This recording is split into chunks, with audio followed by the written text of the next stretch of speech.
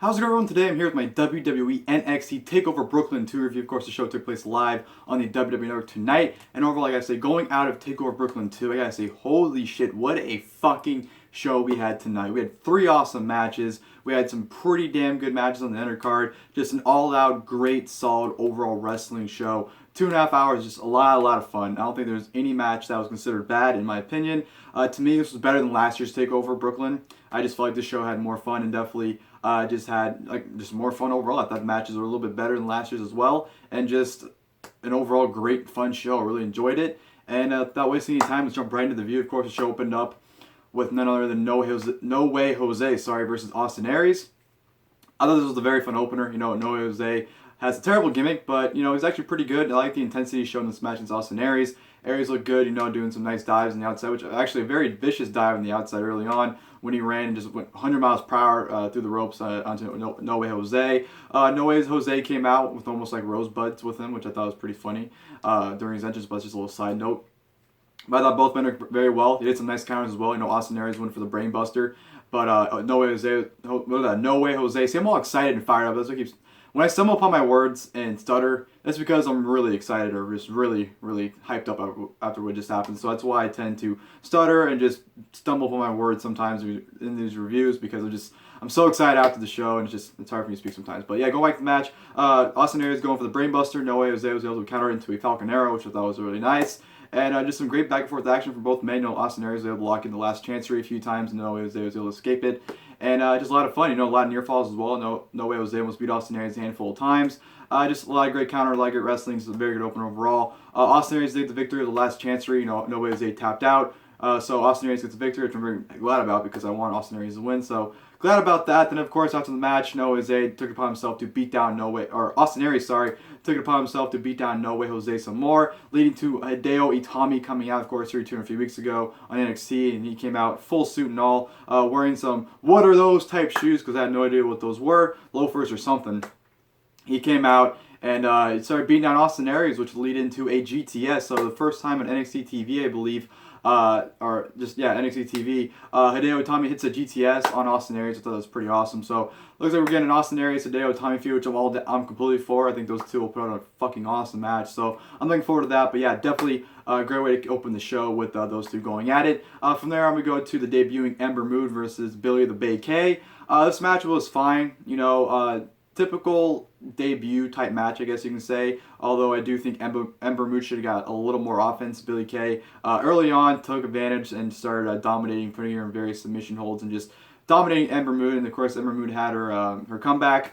Beating down Billie Kay, some clothesline and some drop kicks, which eventually did lead into the O-Face, which their finisher was originally called, but I don't know what they're calling it now. I heard it might be called Bad Moon Rising, so it might be called that. But it's pretty much a front flip stunner, so it's really cool move, by the way. So Ember Moon wins her debut match, a typical little short debut match here. Just I wish she would have got a little more offense in to showcase herself some more, but she has a fire theme, by the way. Her theme is absolutely awesome.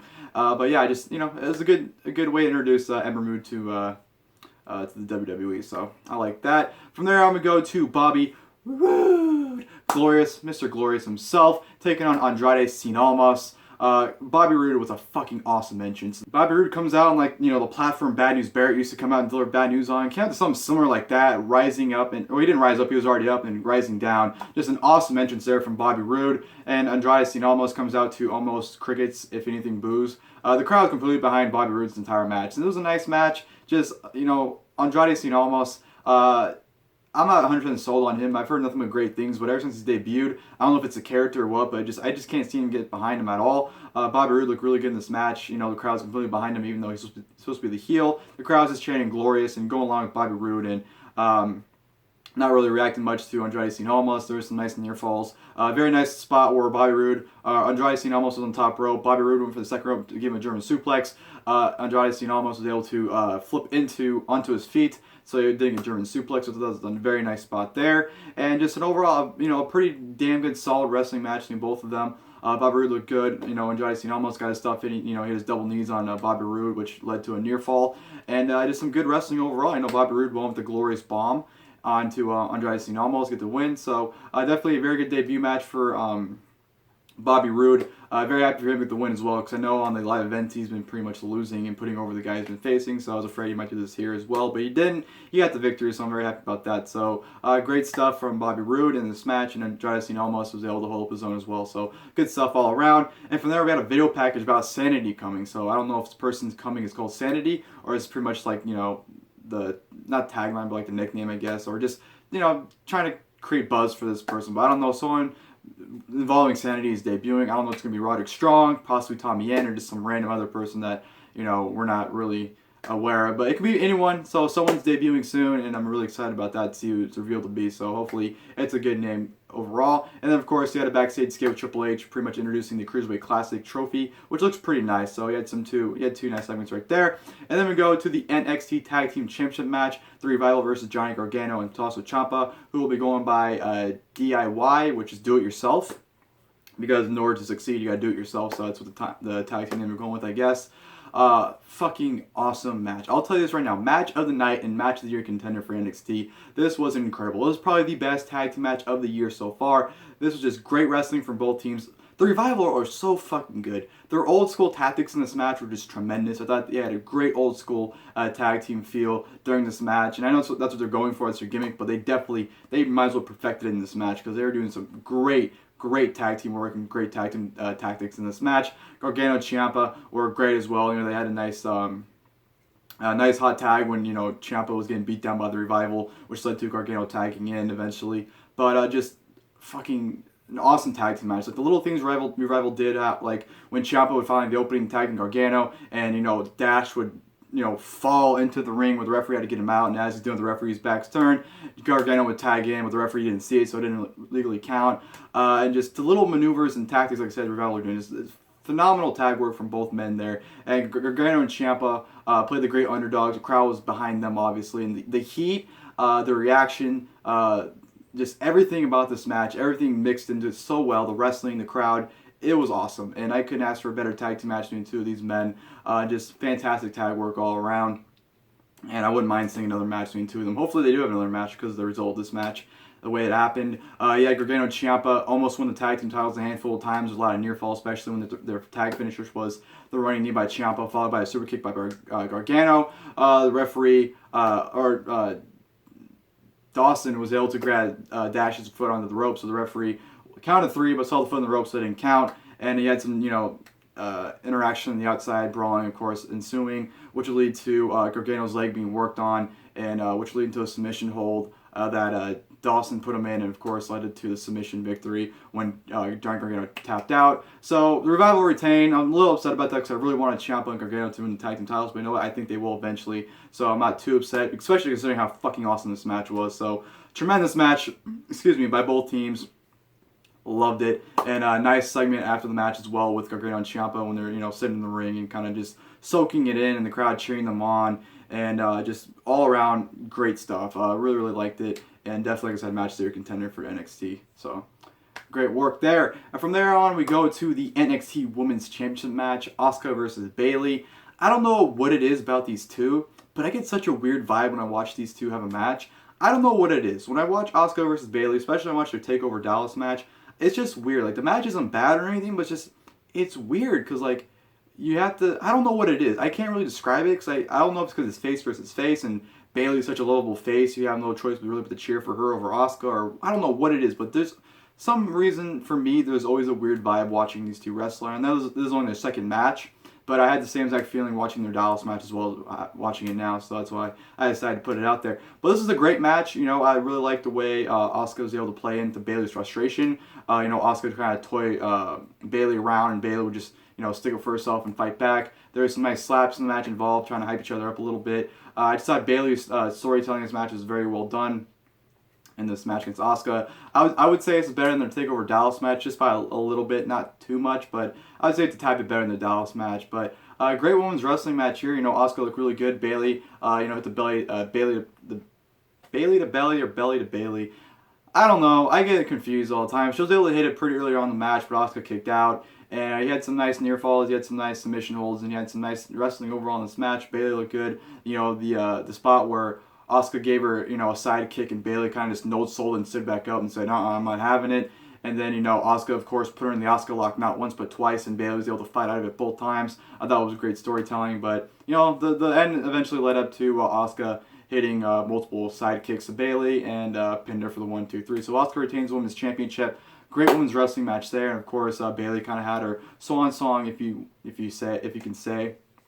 After the match, the crowd chanted, "Thank you, Bayley." She went to the ringside and hugged Sasha Banks, Becky Lynch, and Charlotte, and just came out to a nice round of applause as she exited out. Looks like I said, her swan song in NXT. So if that was her last match, last to see her in NXT, you know, great way to go out. But if we see her again in the future, then, you know, I'm not really complaining about that. But I do think Bayley is done for NXT. So yeah, great match and great aftermatch as well. And then we go to the main event, which was the NXT Championship match. Samoa Joe versus Shinsuke Nakamura. Nakamura coming out to the GOAT entrance. The guy who plays the violin in his theme song played it live, and Nakamura came out and just chills and goosebumps the entire time Nakamura was coming out. I couldn't help but mark out. It was a phenomenal entrance by Shinsuke Nakamura, and I can't wait to see his WrestleMania entrance one day, because that's going to be absolutely incredible. Hands down, will probably be the best WrestleMania entrance of all time, to be perfectly honest. That's how great it's probably going to be. But yeah, Nakamura comes like to an entrance of just chills and goosebumps, and then Samoa Joe comes out, and they have their match, and the match itself is really good. You know, I thought this match would be better, to be perfectly honest. But I still liked it. You know, strong style was ensured in this match by both men just kneeing and kicking and just slapping the shit out of each other. You know, Samoa Joe took early control of this match really early on, just tossing Nakamura around after Nakamura went for his infamous knee drop on the apron, but Joe moved out of the way, so Nakamura landed right on the ground, knee first, and, you know, pretty much Joe was working on that leg of, or that knee of Nakamura, I should say, throughout the duration of the match. Like I said, Samoa Joe just tossing Nakamura around, hitting power bombs on him, putting him in Boston Crabs, just really dominating Shinsuke Nakamura until Nakamura had that moment of briefity where he can hit the Kinshasa off the second rope on the Joe, Joe went for he had a muscle buster, sorry, and then he went for a second one, but Nakamura was able to get out of it, followed by Kinshasa, which might have broke Samoa Joe's jaw, by the way, because Samoa Joe was, you know, really holding on to his jaw throughout the rest of the match and really working on it. Even the referee threw the X up as well, so I think Joe might have broke his jaw from the first Kinshasa he received. But after that Kinshasa, you know, Nakamura was able to fight back and get the upper hand against Samoa Joe, which would lead, you know, into good back and forth action, some near falls. Looked like Joe was going to retain the title a few times. Looked like, you know, Nakamura was winning the title a few times. Just, you know, good back and forth, stiff action from both men. Just, it was an all-out fight, and that's what I loved about it. And at the end, you know, Shinsuke Nakamura was able to hit the Kinshasa off the second rope to back ahead of Samoa Joe. Samoa Joe stood up. Nakamura hit another Kinshasa, the third one, for the 1, 2, 3 victory. So Shinsuke Nakamura is your brand new NXT champion. I couldn't be more excited about that because, you know, going to this match, I honestly thought Samoa Joe was going to retain. But I'm really happy Nakamura won the NXT Championship. I think it's well deserved. I think he's been an absolutely great champion. He's been the hottest commodity in NXT since he debuted back at TakeOver Dallas. So I think it was the right decision to put the title on Shinsuke Nakamura. And I'm very excited to see his title reign and see how it goes. So Nakamura wins. Samoa Joe hopefully goes to the main roster now. That's probably why he lost the title, to be honest, is to go to the main roster. But who knows? We'll see down the line. But a really good main event to a fantastic show, like I said. You had 3 awesome matches and a really good undercard as well. Not a bad match on the show. Just everything was really, really fun and really enjoyable. So I thought TakeOver Brooklyn 2 was a great show. Like I said, better than last year's in my opinion. So I really enjoyed it, and I hope you guys did as well. If you guys did, you know, please leave your guys' thoughts in the comments below about the show if you watched it. If you guys watched this video and enjoyed it, please leave a like below, and, you know, go ahead in the comments as well. Comment on this video, what you guys agree with, what you don't agree with. Just your overall thoughts on this video in general, as well as TakeOver Brooklyn too. So, hope you guys enjoyed the video. Tomorrow's SummerSlam, so I'll definitely be posting my SummerSlam review tomorrow after the pay-per-view airs. And yeah, until then, I'll see you guys next time. Thank you guys for watching the video.